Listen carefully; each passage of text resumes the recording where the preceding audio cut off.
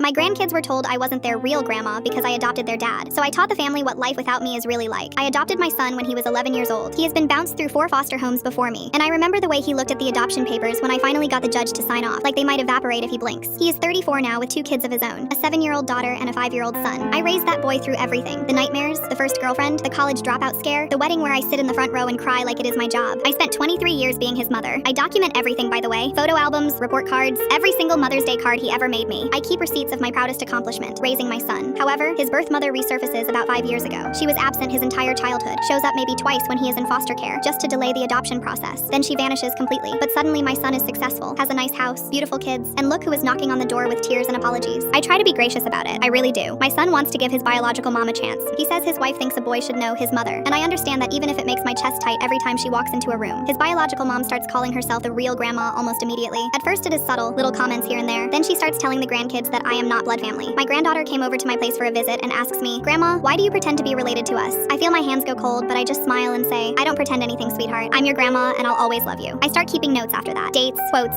screenshots of texts whenever that woman undermines me. Is it obsessive? Maybe. Is it necessary? Absolutely. She brings extravagant gifts every visit, iPads for the 5-year-old, and takes them on trips to amusement parks on school nights. She tells the kids that real family spoils you. Then she tells my granddaughter that I bought my son because I couldn't have my own kids, like he's a purchase and I'm some savage who could buy a person, like love is a transaction. My granddaughter asks me, "Did you buy daddy?" And I have to explain adoption to a child who now thinks her father was chosen during a shopping trip. I ask to speak to my son privately and show him everything, the notes, the texts, all of it. He says, "Look, I don't want to rock the boat. Mom's really fragile right now." "Since when did you start calling her mom?" I ask him. I know he carries guilt about her abandoning him and wants to believe she's changed. The final straw comes at my granddaughter's 7th birthday party. I bake the cake myself, chocolate with raspberry filling because it's her favorite. My son's birth mother shows up 2 hours late with an expensive professionally made cake, twice the size of mine. When it's time for photos, she announces, "Real family photo time," and physically moves me out of frame. My son just stands there. I look at the boy I raise, and he looks at the floor. So I stop showing up and offering my help. I don't make announcements for school plays, birthdays, or even holidays. I just vanish. My son and his biological mom can learn to handle everything alone. It breaks my heart at first when they don't seem to mind. However, very soon my son's proper mom learns that showing up with expensive gifts is very different from showing up at 6 in the morning with medicine. My son tells me she lasts 3 weeks before she stops answering calls. She forgets my grandson's doctor appointment. She shows up to pick up my granddaughter from school an hour late, and the little girl is crying in the office alone. My son calls after a month, sounding exhausted. "Mom, the kids are asking about you." I say, "They have their real grandma." Then I hang up. The call that breaks me comes 2 months in. My son is crying and he tells me, "One of your grandchildren asked if you were dead, and that's why you stopped loving them." 3 days later, his birth mother shows up at my door with both kids. She says, "You're also their grandmother, I suppose." I take my grandkids inside and close the door in her face.